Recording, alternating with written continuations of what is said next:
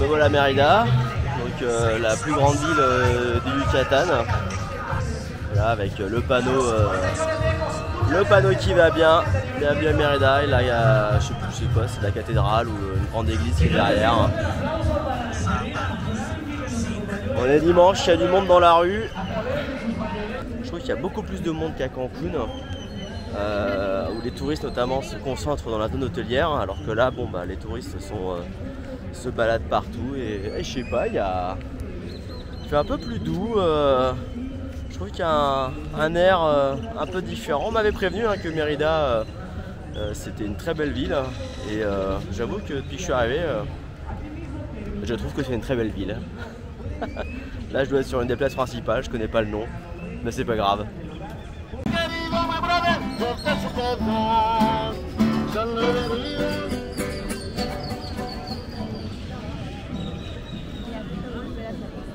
La cathédrale de je ne sais quoi, ou l'église de je ne sais quoi.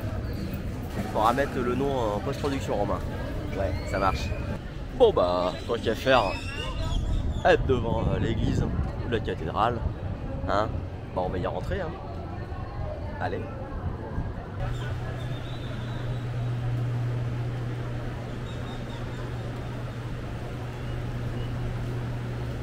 Silence, silence s'il vous plaît.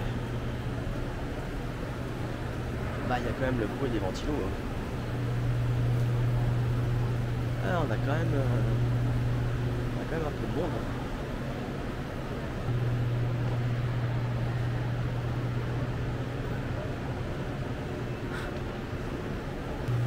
Hein. Énorme croix du Christ. Rapprochons-nous parmi les fidèles.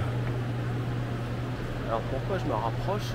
C'est parce que moi, je fais toujours le lien entre les cathédrales et les églises et l'idée que ces monuments ont été construits selon une structure géobiologique, c'est-à-dire d'utiliser les courants d'énergie tellurique pour faire en sorte de coller la structure géométrique ensuite de la cathédrale et de générer des champs d'énergie et de longueur d'onde qui feront que derrière on pourra créer la sensation d'être en contact avec Dieu, hein. Mais ce serait plutôt des histoires d'énergie qui se transmettraient à travers ces longueurs d'onde spécifiques.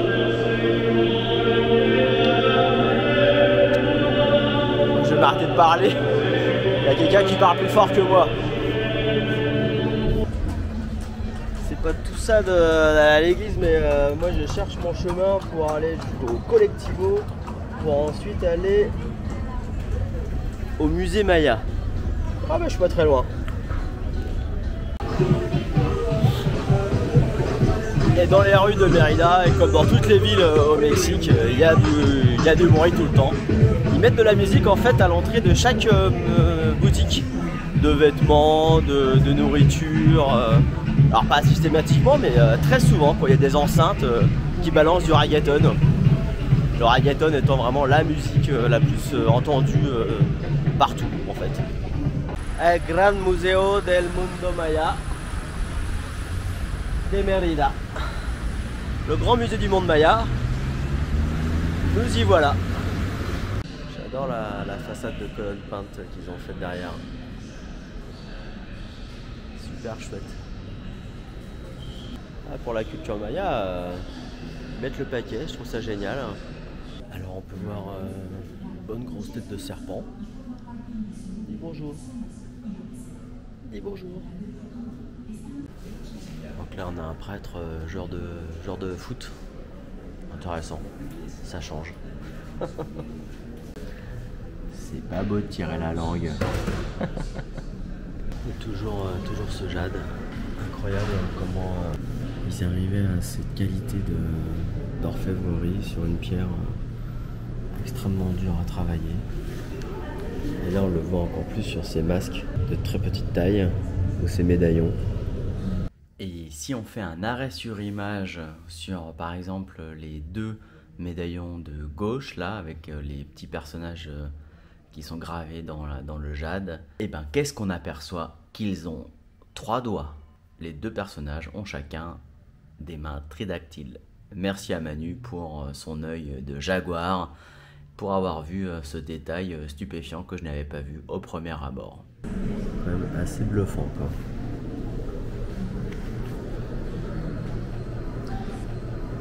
Bon, les vitres aussi ont l'air mal lavées hein. Pas mal le collier. Et là ils se sont amusés à faire une représentation, enfin à faire une copie d'une des façades de la pyramide des masques. La pyramide des masques qui se trouve à la frontière avec le Belize. Je me souviens avoir vu un documentaire où il était suggéré que cette pyramide des masques pourrait être des masques d'Atlante. Tout simplement, bien évidemment.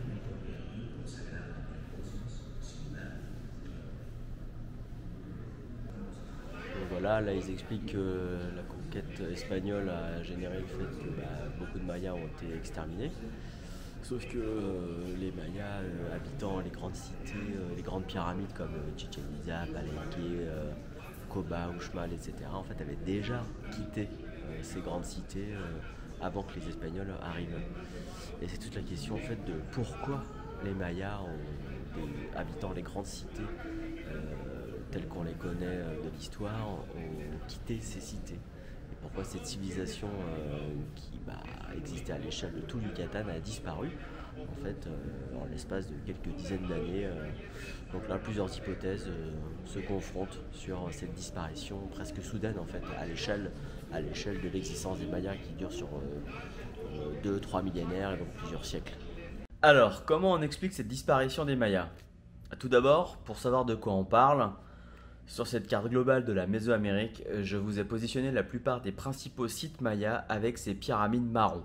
Et 3 des principales cités, ici en jaune, Chichen Itza, Palenque et Tikal. Du point de vue des découvertes archéologiques, la période d'existence des grandes cités mayas s'étend là en jaune sur cette frise chronologique entre environ -1000 avant JC et environ 900 après JC au niveau des flèches rouges, soit environ 2000 ans de civilisation urbaine maya d'après les preuves archéologiques retrouvées. Alors qu'un des calendriers mayas, appelé le compte long, s'étend lui sur 5125 ans environ, du 11 août -3114 au 21 décembre 2012. Pourquoi est-ce que ce calendrier remonte aussi loin dans le temps alors que les premières traces identifiées des Mayas arrivent 2000 ans après ?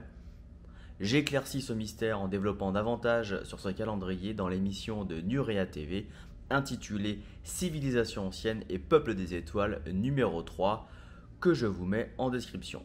Donc vers 900 après JC, les quelques 2 millions recensés de Mayas de l'époque quittent les grandes cités, les laissant progressivement à l'abandon en l'espace de 100 à 200 ans. Et lorsque 600 ans plus tard, au début du XVIe siècle, les Espagnols débarquent au Yucatan, ils ne trouvent que des ruines abandonnées et presque plus personne à conquérir, à tuer, à esclavagiser, à évangéliser, à exterminer. Bref, c'est la tulasse pour nos gentils conquistadors.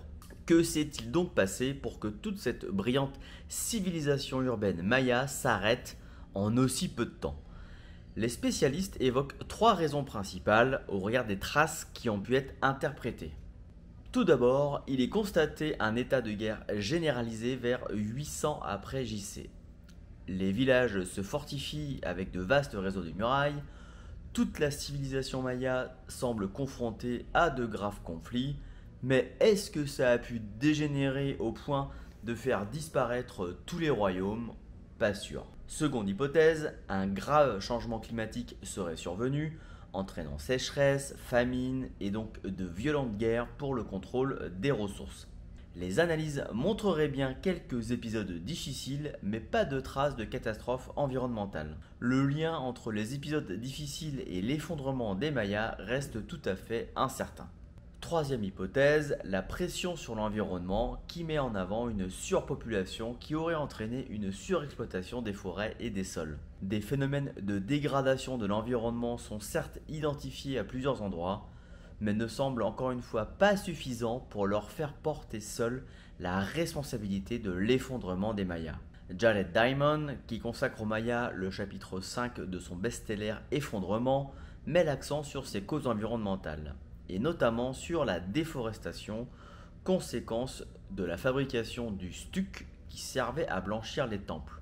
Le stuc étant un enduit à base de chaux, il faut donc brûler de très grandes quantités de calcaire pour oxyder le calcium qu'il contient, et cette opération demande beaucoup de bois. L'hypothèse est donc que l'ornementation croissante des temples aurait causé de graves déforestations, elle-même entraînant des glissements de terrain, un appauvrissement des sols, etc., etc. Voilà pour 3 causes qui ont pu influer, d'après les archéologues, sur le déclin de la civilisation urbaine maya. Et après l'an 900, les survivants à toutes ces crises n'étaient pas au bout de leur peine, car il faut ajouter la conquête par les Espagnols, avec son lot d'épidémies, de guerres, d'assassinats, de tortures et j'en passe, mais pas forcément des meilleurs. Conclusion, ça ne peut être qu'une combinaison de facteurs qui a contribué à cet effondrement. Et si les spécialistes n'arrivent pas à se mettre d'accord sur un de ces facteurs en particulier, c'est aussi parce que les Mayas, ils n'ont pas disparu. En effet, ils sont encore 6 à 7 millions à parler des dizaines de langues qui restent très proches de celles que parlaient les habitants des fameuses ruines. Conclusion définitive pour les spécialistes, les Mayas n'ont en réalité jamais disparu, ils ont simplement abandonné leur ville. Sauf que pour l'époque où ils sont censés avoir abandonné ces villes, ils étaient à environ 2 millions d'habitants, vous disais-je au début, voire davantage au regard de tous les sites qu'il reste à interpréter grâce aux découvertes du lidar. Et donc, si je ne m'abuse, ou à moins d'être une grosse quiche en mathématiques, dans les 600 ans qui ont précédé la confrontation avec les Espagnols, ces 2 millions de personnes auraient normalement dû engendrer des millions d'autres personnes, non ? Or, apparemment, tous ces nombreux survivants n'auraient pratiquement laissé aucune trace de leur passage. D'autant que, autre mystère, les archéologues n'ont retrouvé que très peu d'ossements ou de squelettes des Mayas. C'est hypo étrange au nombre de guerres ou d'épisodes de catastrophes naturelles dont je vous parlais juste avant, et donc des morts que tous ces événements ont pu engendrer. Ce qui m'amène à la dernière hypothèse pouvant expliquer la disparition des Mayas vers l'an 900 après JC. Une hypothèse purement personnelle et purement intuitive également, qui ne s'appuie donc sur aucune preuve. Pourquoi ne pas imaginer qu'une partie de ce peuple, ayant par exemple atteint un haut degré de conscience spirituelle, ait pu tout simplement ascensionner, phénomène qui est expliqué dans la série télé Stargate comme étant un événement durant lequel une personne devient de l'énergie pure en perdant sa forme matérielle originelle, accédant ainsi à un plan d'existence supérieur. Ou dans Star Wars, avec quelques Jedi qui, après avoir subi un entraînement particulier, meurent en emportant avec eux leur enveloppe physique et peuvent ensuite réapparaître sous forme holographique dans le monde des vivants, mais avec des règles spécifiques. Ils ne peuvent pas faire ce qu'ils veulent. On aurait là encore affaire à une forme d'ascension. Et enfin, dernier exemple avec le film La prophétie des Andes, tiré du livre du même nom que je vous conseille vivement, où à la fin, il nous est montré que potentiellement, après avoir compris toutes les révélations, l'être humain serait en mesure de dépasser sa condition physique pour accéder à un autre plan de conscience. Et bien avec ces 3 exemples qui me parlent énormément, vous l'aurez compris, je pars du principe que les différents scénaristes qui ont écrit ces histoires ont trouvé inconsciemment leur inspiration en se connectant à la même source. Ce qui me fait dire qu'une partie des Mayas, une partie évidemment, vers l'an 900 après JC, a pu ascensionner pour retourner à cette même source, expliquant potentiellement leur disparition qui reste encore mal expliquée aujourd'hui et le fait qu'on ne retrouve que très peu d'ossements. J'ai bien conscience que cette hypothèse est tout à fait farfelue, mais moi j'y crois.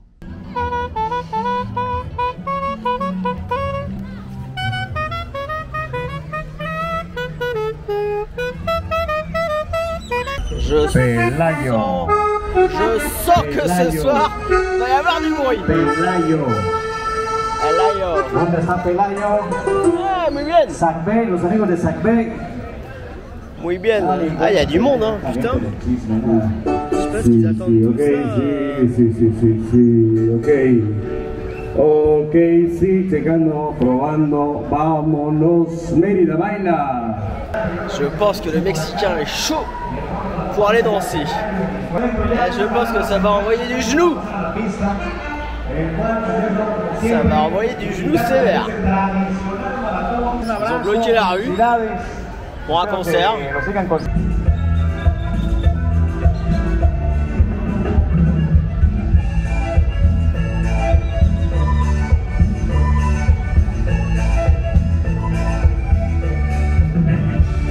Baila, baila, oh baila, baila.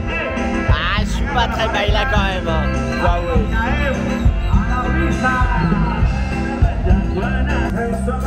Bah si en fait, on voit que ça baila quand même un peu. Hein. Ouais, ils font délirer ces Mexicains. Je sais pas quel jour on est, mais c'est le jour de danser en fait. C'est génial.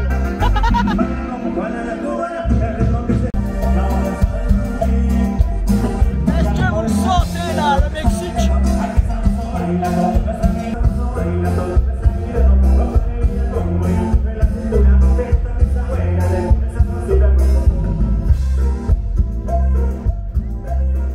Et c'est sur cet épisode inspirant, dansant et donc plein de vie que je vous quitte. Prochaine vidéo sur le site Maya Dushmal. Hasta luego.